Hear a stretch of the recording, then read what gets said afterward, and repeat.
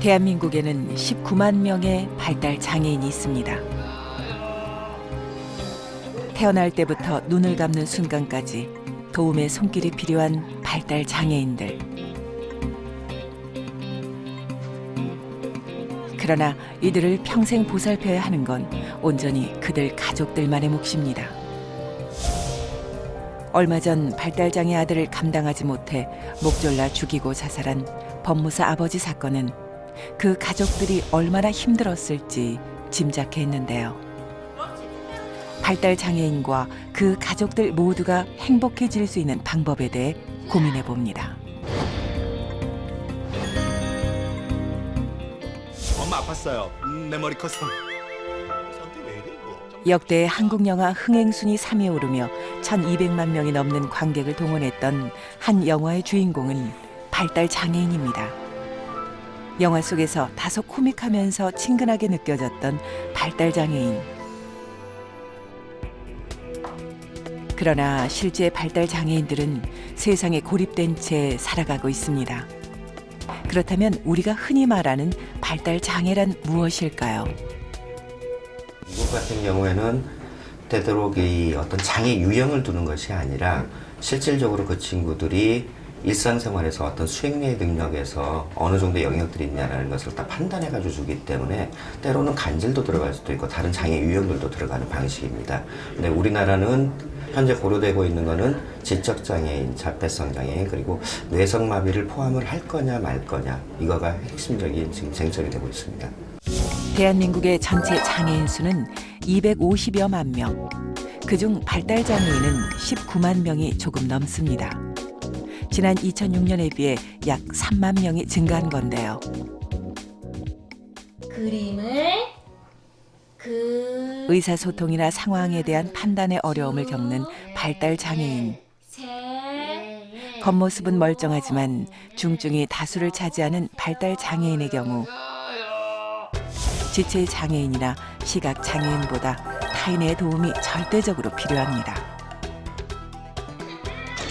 장애를 가진 사람과 그의 가족들에게만 맡겨두기엔 그 슬픔과 고통을 감당하기 힘듭니다.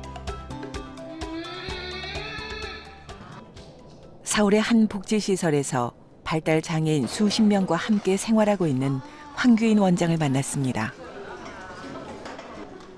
발달장애인들의 가족이자 수족이 되어준 지 올해로 32년째지만 여전히 발달장애인 개개인의 마음을 헤아리기는 쉽지 않습니다.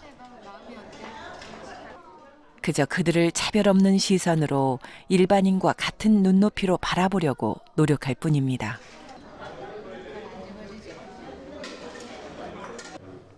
황규인 원장을 유난히 따르는 동준이는 이 시설에서 살고 있습니다. 지방으로 일을 다니는 아버지와 함께할 수 없어 시설에 들어왔는데요. 지적 장애로 밥 먹는 것도 챙겨줘야 하지만 하루도 빠짐없이 잊지 않은 것이 있습니다. 꼭 저를 만나면 아빠한테 전화하고 싶어 하죠. 그래서 제가 근데 막 수시로 하고 싶다 그래서 약속을 했어요. 하루에 한 번만 하기로. 아빠 사랑해요. 아빠도 이상히 사랑해. 네. 부모의 사랑과 모두의 축복 속에서 새로운 생명이 탄생하는 기적 같은 순간. 부모들은 손가락, 발가락이 모두 정상인지부터 확인합니다. 그러나 발달장애는 겉모습만으로 판단할 수 없기에 내 아이가 발달장애라는 사실을 알기까지 시간이 필요합니다. 특히 갓난아기의 경우 일반 아이와 큰 차이점이 없어 뒤늦게 알게 되는 경우도 많습니다. 어린 시기에 장애를 가지고 있었는데 일단은 그 부모님은 내 아이가 장애인이라는 것을 인정하지를 못했습니다. 그러면서 학습의 기회, 치료의 기회를 놓친 것, 그러니까 조기 대응을 하지 못해서 결국은 장애인에게 어떤 그런 성장 발달의 기회를 놓친 것, 이게 참 안타깝습니다. 그럼 이 아이들이 법적으로 도움받을 수 있는 방법은 없을까요?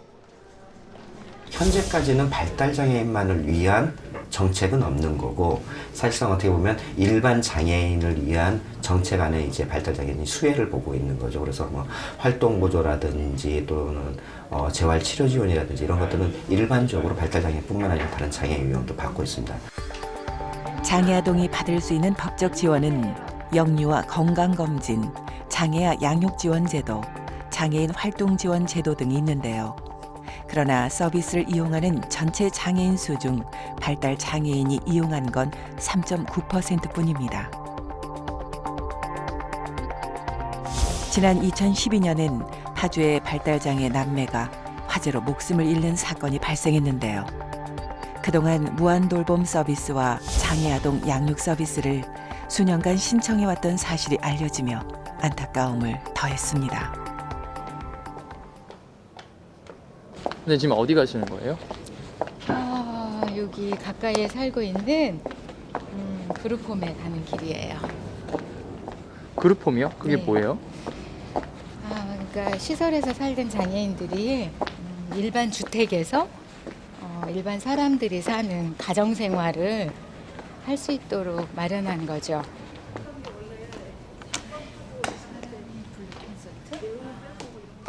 이 공간은 일명 그룹홈입니다. 뭐 만드는 건데? 이 시설에 살고 있는 발달 장애인들 중 60% 이상이 일정 나이가 지나면 시설 내부에 독립된 공간이나 외부에 위치한 일반적인 가정에서 생활합니다. 스스로 행동하기도 힘든 이들이 독립적인 가정을 이루고 사는 것이 과연 가능할까요? 30% 자기 능력을 발휘하더라도 부족한 부분을 다른 사람이 메꿔주면서 100%의 자립적인 생활을 할 수 있도록 하는 거. 그게 어떻게 보면 지금 그룹홈을 운영하는 목표라고 생각합니다. 발달 장애인들이 진정 원하는 삶은 무엇일까? 그들의 입장에서 고민한 끝에 만들어진 그들만의 가정인 겁니다. 밥에다 옥수수를 넣어서 더 맛있다. 한 공간에 보통 5명에서 7명 정도의 발달 장애인과 생활 전반을 돌봐줄 생활지도 선생님 한두 분 정도가 배치됩니다. 그러나 양치하는 법을 가르치는 데만도 7, 8년이 걸리는 중증 장애인들이 모여 있어 힘든 점도 많습니다. 이 친구들이 일정하지가 않거든요. 정신과적인 문제를 같이 갖고 있기 때문에 좀 기복도 심하고 문제 행동도 일으키고 또 부적응 행동도 일으키고 할 때는 저희도 사람이다 보니까 감정도 개입되고 지치고 힘들고 할 때가 있죠. 사실 고교 과정을 마친 성인 발달 장애인의 마지막 보호망은 가족입니다. 발달 장애인은 가족에게조차 버림받으면 사회 안전망 밖에서 비참한 상황에 직면할 수밖에 없습니다. 그렇다고 가족만을 원망할 수는 없습니다.